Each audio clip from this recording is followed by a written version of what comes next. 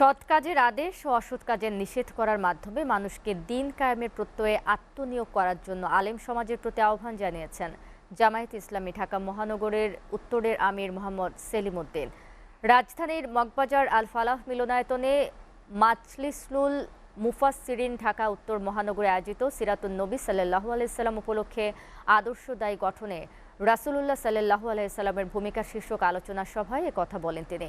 সেলিম উদ্দিন বলেন, আল্লাহ রাব্বুল আলামিন বিশ্বনবী সাল্লাল্লাহু আলাইহি সাল্লামকে হেদায়েত ও সত্য দিন সহ পাঠিয়েছিলেন অন্য সব বাতিল দিনের উপর বিজয়ী করার জন্য। তাই প্রত্যেকের উপর দিন কায়েমের প্রচেষ্টা চালানো ফরজ, এতে কোনো মতবিরোধের সুযোগ নেই বলে জানান তিনি। আপনার ছাত্রদেরকে আলাদা অ্যাড্রেস করবেন, যুবকদেরকে আলাদা অ্যাড্রেস করবেন, সাধারণ শিক্ষকদেরকে আলাদা অ্যাড্রেস করবেন, সরকারি যারা আছে তাদেরকে অ্যাড্রেস করবেন, পলিটিক্যাল পার্টিগুলোকে অ্যাড্রেস করবেন।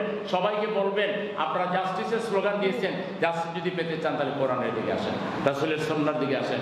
একামতের দিন দরকার, জাস্টিস একামতের দিন ছাড়া হবে না।